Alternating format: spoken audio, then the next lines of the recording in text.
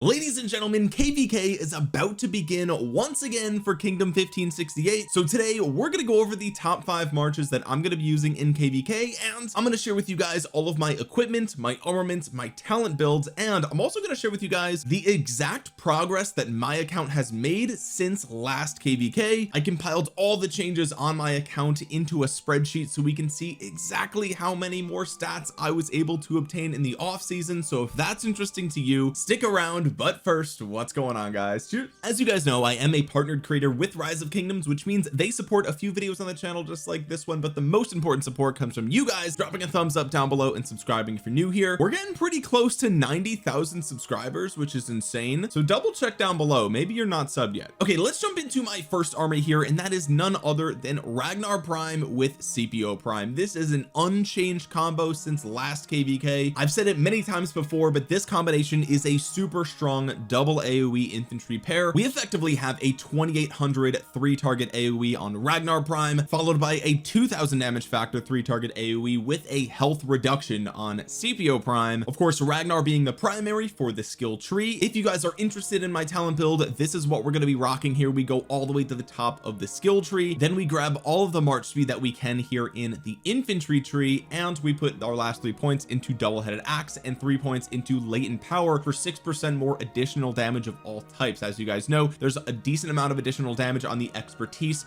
of the active skill of Ragnar Prime, and we also have additional damage ticks over time on Scipio Prime. It's a 10% chance, 500 damage factor for 3 ticks, so that's 1500 damage factor, long cooldown, but because both commanders have that additional damage over time, I felt it was worth it to actually go ahead and grab a latent power. Taking a look at the equipment here, we have very small changes here from last KvK. You'll notice that I actually did move my stronger Ring of Doom off of this march, so we just have the standard Ring of Doom and Horn of Fury here. Since the last KvK, we've actually got the special talent on the weapon now, which is very nice. That's an extra 6% attack plus another base attack point. We're also ignoring an additional percent of enemy health. Damage to troops on the map went up by 1%, and we have another 250 units in the army. Besides that, the chest is now iconic tier 2, and the gloves are also iconic tier 2. The reason that I did this is because, first of all, the chest is special talented, so I get a little bit more bang for my buck here when I do the iconic upgrades, but we're now ignoring 1.5% enemy attack, and we gained another 1% infantry attack for this army, which is quite nice. Finally, taking a look at the armaments here, you'll see that nothing has changed since last KvK, because I found that this setup for my Ragnar Scipio, first of all, is already super strong. We have Hunter, we have Boiling Blood, that's a ton of bonus skill damage. We also have Eclipsed and Artisan, really nice skill damage bonus here as well. On top of that, we have a great stat distribution as well, very tanky here with decent attack. And also, I don't really know the future of infantry skill damage.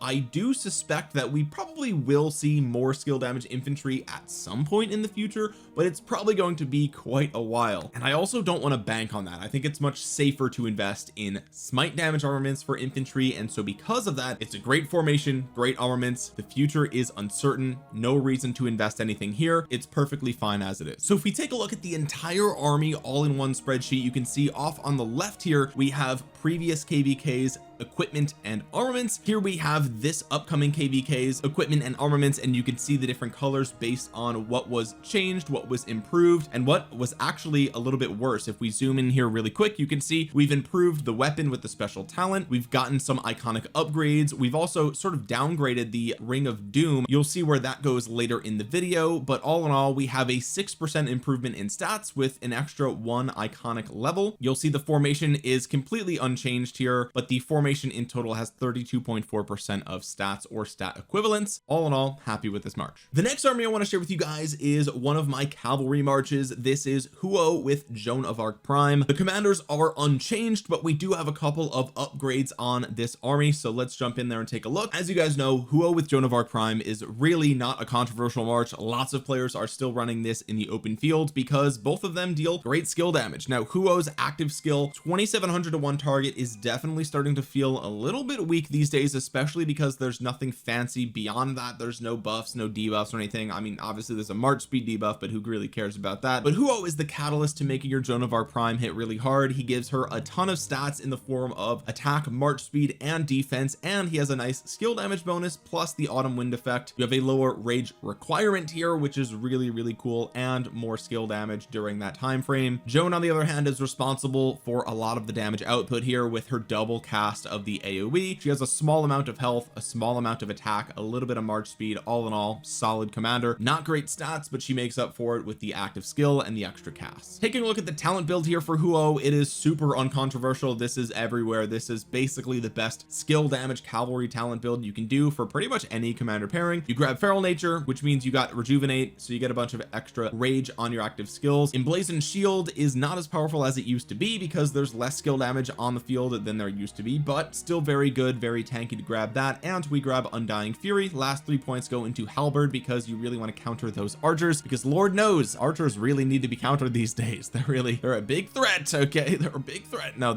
I mean they are, but like it's nice to get that extra bonus. 9% more damage is like, that's really good. 69% of governors got that. Nice, dude. Taking a look at the equipment here, you'll see that the iconic level has been increased on my weapon, my headpiece, my chest piece, and my gloves, all of which are now iconic tier 2. So what does that get me? Well, the weapon is now ignoring 2.5% of enemy defense. The helmet is giving me an extra 1.5% cavalry attack. The chest is ignoring 1% of the enemy's health, and the gloves are getting me another 1% defense. So beyond that, there is one other super big change here, and that is that the boots are 75% refined. Now, this is funny story. This was actually a mistake. I did not mean to refine these boots. I actually meant to increase their iconic level to get 1% cav attack. I don't know what I was thinking. I didn't do it from the commander page. It seems like an impossible mistake to make, but really I was just in my blacksmith and I was on the refine tab instead of the awaken tab. It was early in the morning. I wasn't thinking, and I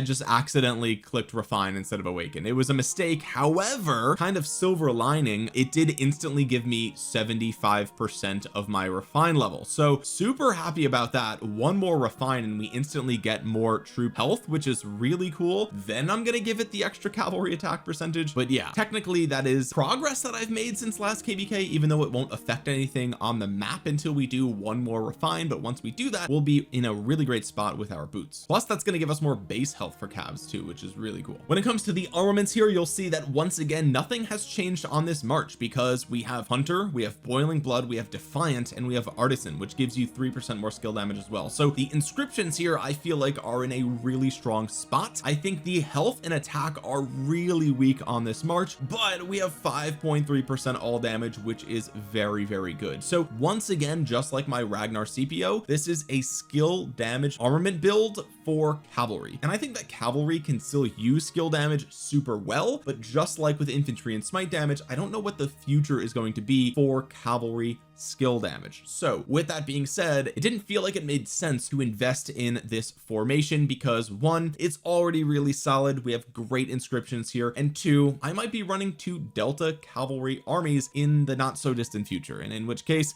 I'm gonna have to convert this probably, so we'll have to see. So once again, we have last KvK's equipment and armaments. Here we have this upcoming KvK's. You can see off to the side, really these are the changes that I have made. So what you'll notice is there's really technically no stat change here because the stats are all the same, but I did ignore 3.5% more of the enemy stats, and I gained 2.5% more stats for my army. Plus the progress on the boots will be really nice once that is finished. Again, formation is unchanged. We have about 29.2% of total stats. That is with stat equivalent, right? That 5.3% all damage on this is like really what saves it from having such bad stats in attack and health. So if we zoom in a little bit here, just so you guys can see a little bit, these are all the changes that we've made for this army. The next army that we're going to talk about here is the one that I am most excited to use. That is none other than Baichi with Liu Che. Now last KvK, Baichi was not in the game. I was running Liu Che with Alex, which from what I can tell from you guys watching the channel, if you just recently watched my best open field marches guide, lots of you are still saying that Liu Che Alex still slaps, still strong, and I have no reason to argue with that. I imagine it is still the case, but we're going to be using the Baichi Liu Che. And why is that? Well, of course, if you've been watching the channel over the last last month or two, you'll know that Bai Chi, he is the latest open field infantry commander in the game, and he's almost on par with Liu Che. Now his active skill is actually stronger than Liu Che's, which is mind-blowing. It's super strong, 5 target smite damage, 2400 AoE, and each target has a 30% chance to take 15% extra damage. He gains really nice march speed, small amount of health, really solid attack stat, and then we have a bunch of the malice stacks here, and you have a 10% bonus to normal damage. So if you guys want more in-depth information about Bai Chi, check out the guides on the channel, but behind that is going to be, of course, none other than Liu Che. Now Liu Che, as you guys know, you're familiar with him if you've been watching the channel, 5 target smite damage AoE, 20% defense, 20% march speed, 20% less skill damage, 20% more infantry attack. There's so much to love here, plus the rage and combo attacks on the expertise. Incredible commander. So all in all, this is a match made in heaven, and I think that's why the active skill in Bai Chi is called Let Heaven and Earth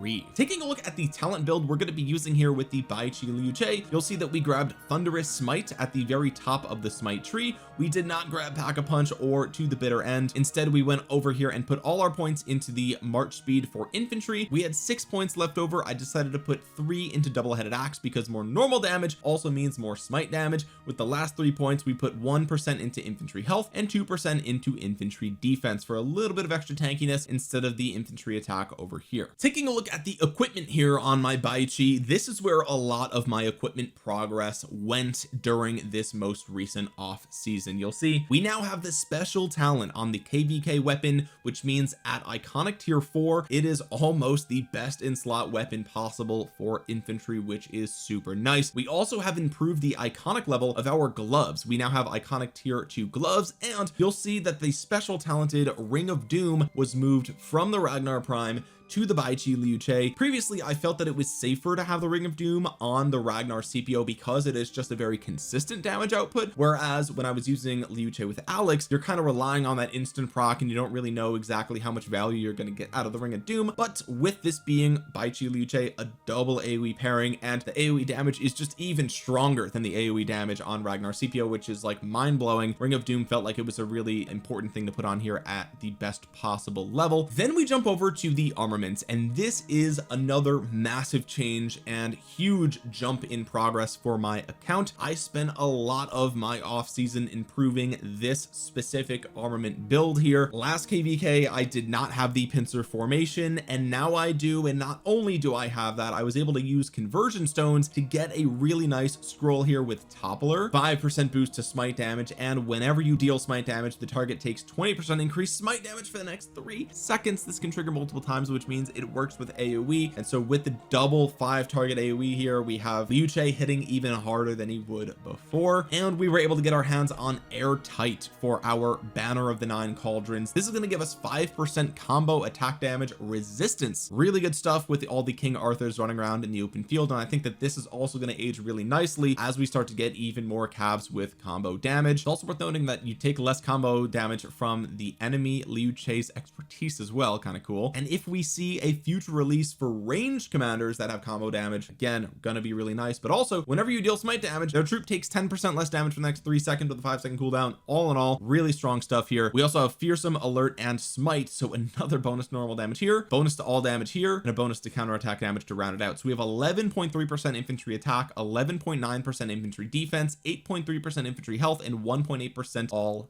damage. Really feeling good about the armaments here for my Bai Chi Liu Che. Taking a look at the complete army, you'll see here that previously we used Liu Che Alex in last KvK. Now we're using Bai Chi Liu Che, and you'll see all of the changes that I was able to make. Zooming in here just real quick, you can see we went from 1 special inscription and 4 commons to 2 special inscriptions and 3 commons. Ironically, we have slightly less attack than we did last KvK on the armaments, but we make up for it in extra health, extra defense, and the same amount of all damage. So all in all, a nice bump in stats there. 7.5% improvement in stats for the equipment, 4.7% improvement in stats for the armaments, and so all in all the total stat equivalent for the armaments is 35% of stats, which is nice. The 4th army we're going to be talking about here is the Yugi Liang with Herman Prime. This is really a tried and true march. I have no reason to change this. However, if you guys saw some of the recent videos on the channel, we may be on the brink of a brand new legendary archer commander coming in probably next month in July, and so I'm really stoked about that. But until that commander comes into the game, game we have the Zhuge Liang with Hermann Prime. I have no reason to change this commander pairing. I'm sure you're super familiar with Zhuge Liang at this point, but he is a 5 target circular AoE, 2000 skill damage, and a debuff to the target. They're dealing less damage as well, 30% health, 5% more damage on the map. We also have skill damage bonus, a chance at archer attack. You have another AoE on the 4th skill here, the Marquis effect. There's a lot to love about Zhuge Liang, and then pair that with Hermann Prime, another 2000 damage factor, 3 target AoE, spreading poison stacks. We have attack, we have defense, we have march speed, another bonus to AoE skill damage here. We have an instant proc defense reduction, instant proc damage on the 4th skill, and a chance to cast more active skills as well. All in all, match made in heaven. Really loving this pairing, and I'm still getting really nice value out of the poison stacks here, because as you see, this is my 3rd skill damage march that I'm running, so I'm still running a lot of skill damage these days. This might be the last KvK that I can say that, but still, it's really nice for the time being. Taking a look at the talent build here, once again, not a very controversial talent build for a skill damage archer. We grab Feral Nature, grab and Rejuvenate along the way for the maximum amount of rage regen. Venomous Sting gives you 8% more skill damage for both commanders, which is really good. We grab Razor Sharp, extra rage whenever you launch a basic attack. Very nice stuff here. And finally, we have a couple of points left over. We have 1.5% more normal damage, because why not? We move a couple of points over here into archer attack, because there's really nowhere else to go. It's attack no matter which way you go here. So I guess technically you could make the argument that moving this over here to extra attack would be better for this skill damage output, but I think that's a micro optimization, and it's not worth using the extra skill resets in my opinion. Taking a look at the equipment here, we have made a single change, and that is that the gloves are now iconic tier 2. That's pretty much it. We just got an extra 1.5% enemy attack ignored, which is nice. Beyond that, there's really no changes that have been made here. Now, truthfully, if you guys recall from my Huo Joan of Arc Prime, I did want to refine the Dragon's Breath boots before I refined the boots for calves, because why would I refine the calf boots? But yeah, this is going to be the next project for this army here. I do want to get the special talent on these boots, because it's going to give me a lot more defense, plus the extra base stat for health, extra attack, and really the march speed is really what is like why I'm doing this, right? We want as much march speed here as possible, and it is tempting to just do it for the video, but it's much more important that I finish off the cav ones first, because knowing my luck, I'll get plus 25 here, and then I'll be even farther behind for my cav boots. Taking a look at the armaments, we also have no changes here. Just like with my Huo with Joan of Arc Prime, and just like my Ragnar Prime with CPO Prime, I found that first of all, this is already a solid build. It doesn't have any special or rare inscriptions, but as you guys can tell from the progress of my account, I'm more so focused on infantry and cavalry than I am on archers, and we didn't really know the future of archers. We thought maybe it would be true damage. It seems like that might not be the case, so really it's up in the air, and you know, I think this is fine, right? For the march that I care the least about, I think this is really solid. 11.3% archer attack, 10.9% defense, 1.7% health, a little bit low on the health there, but we have 3.4% all damage to make up for it. We have Furious, Respite, Assertive, and Rapacious here. So Furious is deceptively good. Whenever you use an active skill, you have an 8% bonus of skill damage dealt the next 3 seconds, plus the counterattack damage, which means that your Hermann Prime is going to be even better in that secondary slot. 2% all damage on the map, 1.5% extra damage with Rapacious. All in all, I think this is solid, even though there's no progress there. So again, if we break open the spreadsheet here, you'll see lots of yellow, right? Lots of yellow, really no changes here. We have a 31.75% total stat equivalent for the formation here, which I think is solid. It puts it pretty much on par with everything else on my account, except it just has slightly worse inscriptions. I think again, that's totally fine for a march that I care the least about, and only one change here in the iconics for the gloves. So if we do a quick zoom in there you go. Very minor changes for the archer march, but I suspect that next KvK is when we're really going to see that archer march bump up in value, because hopefully by then I'll have improved the boots.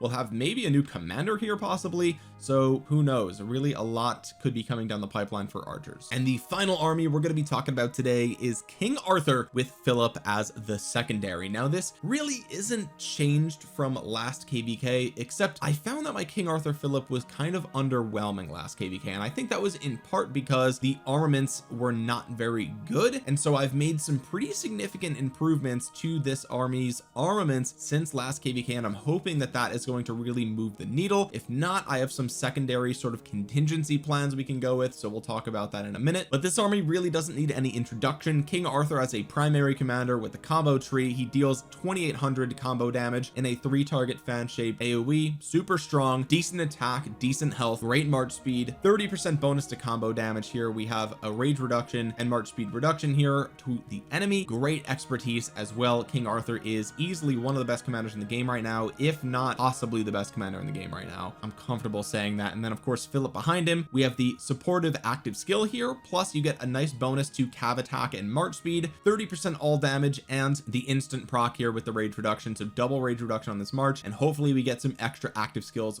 for King Arthur here. Now if we take a look at the talent build, this is what we're rocking: 5 points in iron and steel. We also come up here and we grab emblazoned shield to take less skill damage. We have undying fury, and then the last couple of points we put into impenetrable. Now this is only 2 points here because that's all that we could do, but a small amount of tankiness here under 50% I thought was nice. We also have 3% into halberd to deal more damage to archers. I found that the King Arthur with Philip is very squishy, so again that's why I went and grabbed impenetrable over the Ugadata die. Let me tell you, this march do be dying a lot. I'm also hoping with the changes to crystal tech that this is going to be a little bit more tanky as well, so that's worth noting. Taking a look at the equipment here, you'll see that there was actually no changes. We have iconic tier 1 with everything, and unfortunately the accessories are still very lackluster, very suboptimal unfortunately, but they already have the iconic tier 1, so I get the bonus to troop base health. Best I can do really at this point in time. Lots of my, like I said, equipment progress was made for my Bai Chi march, and also the special talent on the weapon for my Ragnar Scipio. So that is that. But like I said, the big change is with the inscription. Now this feels really good. I actually did this today. I used a bunch of conversion stones and converted my best legendary cavalry armaments over to the Delta formation. Now you might be saying, Omni, why didn't you move Hunter over? Okay, I just didn't have the conversion stone to do that, and also my scroll slot is actually pretty strong for the Delta march, and so with my next autarch reward I'm going to be getting the legendary inscription for the Delta formation. I'll slap that on here. I feel like that's going to be a really strong, I mean there's already no inscription, so it's not like I'm going to be overwriting anything, and this is going to be great. I'm pretty much not going to have to refine this at all. But all in all, we have 8.6% attack, 11.6% defense, 8.9% health, and 1% all damage. Plus we have relentless, which is a 3.5% boost to combo damage, on top of the fact that I'm now running Delta formation, whereas last KvK I was running arch formation. So we've actually doubled the amount of combo damage bonus I'm going to get from just the formation itself, plus another 3.5% for relentless, which is great. We also have fearsome, 1% all damage, war hunger, 1.5% more normal damage, which for combo commanders is basically 1.5% more all damage. Not really, because there's the instant proc on Philip, but it's close. Assertive, 2% more all damage on the map. Elite, 1% extra damage. So we kind of have 4% more all damage here and another 1.5% pretty much all damage equivalent. So basically it's 5.5% more all damage from common inscriptions as long as I'm on the map, which is fantastic on top of all my good stats. And relentless, I really like where this is at. Once I slap that legendary inscription in the scroll slot, I feel like we're going to be good to go for Delta. I'll probably just leave that as it is for quite a while, because like really there's no good single spot to refine here. I'm probably not going to use a transportation crystal on this. It's fine. I would love to get rid of that march speed, but like best I can do there is attack. So it's like, is that really worth a transmutation crystal, considering I'm probably not going to improve these 2 slots? Probably not, right? So yeah, all in all, I'm really happy with the improvements that we made here for the King Arthur armaments. Taking a look at previous KvK's equipment and armaments versus the current KvK's or upcoming KvK's equipment and armaments, you'll see again no change for the equipment, but really big changes here for the armaments. You'll see 1.3% improvement to attack, 1.3% improvement to defense, 0.9% improvement to health, 1% improvement in all damage. So it's about a 6% improvement in stats across the board, factoring in the equivalent all damage here, right? The equivalent stats of all damage. Technically we lost a common inscription along the way, but it was like take 2.5% less skill damage or something. It wasn't anything crazy. We lost eclipsed, whatever that does. All in all, about 31.6% total stats from the armaments, which I am super happy about, and I am looking forward to getting that autarch reward here for the scroll slot. And I'm really hoping that this massive progress that I've made for the Delta formation is going to pay off not only during this KvK with my King Arthur's performance with William behind him, but also when the next cavalry commander comes out. I hope that their combo damage, because it's going to be really nice to slot that that in behind my King Arthur. If it's not, then I've wasted a ton of conversion stones here, so I really hope that's not the case. Now I did briefly mention earlier that if my King Arthur Philip does not perform up to my standards, then there is a quick change that I could make, and what that is I would be slapping my King Arthur behind my Huo, like lots of you are probably already doing. This is a super safe pairing to run. It has my best equipment here already, and we've got Hunter, we've got Boiling Blood. I mean, this is just a really strong commander pairing for me. It's going to be the safest way to run my King Arthur, truthfully, and so that's what we'll do. And if I end up doing that, we're going to be experimenting with a couple of things. First of all, do we run the Huo Arthur Nevsky Joan, right? Do we try that? Do we dust Nevsky off the bench again for another KvK? I feel like Nevsky has to have gray hair at this point. Like, he is probably so sick of carrying your second Archer March, right? But with the changes to KvK crystal technology, I talked about this in my latest video talking about best open field pairings, but with the latest changes, I think that you may have better results from Nevsky than you did in the past probably 6 to 12 months. So I'm looking forward to that if that is the case. Nevsky Joan is tried and true, so maybe we'll rock that and we'll just see how that goes. Truthfully, this is like my second best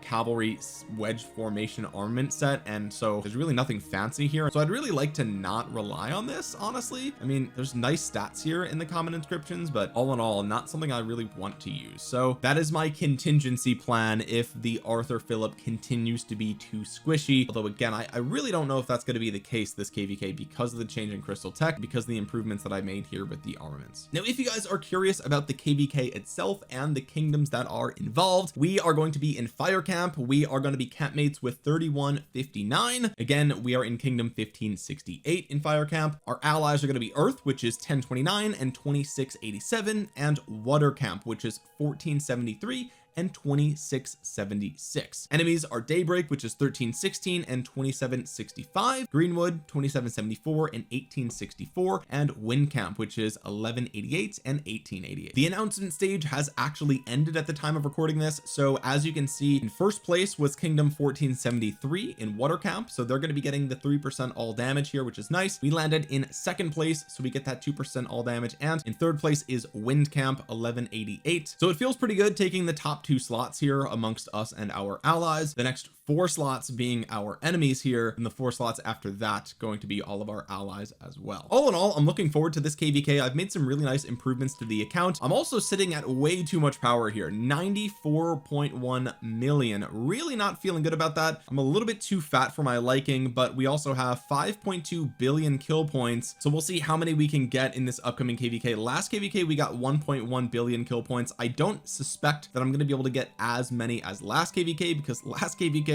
was absolutely insane, so I have no, I can't imagine that I'll get that much, but hopefully we will. Maybe we will, who knows? You'll have to stay tuned to find out. But anyway, guys, with that being said, if you made it to the end of the video, drop a quick thumbs up on it. It really helps out the channel a ton. It'll push this video out into the YouTube algorithm so other Rise of Kingdoms players might see it. And while you're down there, consider subscribing to the channel and clicking the bell to be notified the next time we upload a Rise of Kingdoms video. Hopefully we'll hear more information about new archers coming soon. You don't want to miss that. And also drop a comment down below. Let me know what you think about the progress that I made on the account since last KvK. Let me know what you think about the allies and the enemies in this KvK as well. It should be really fun, so let me know down there. And with that being said, guys, thank you so much for watching. This has been Omniarch. I will talk to you guys again soon. Peace.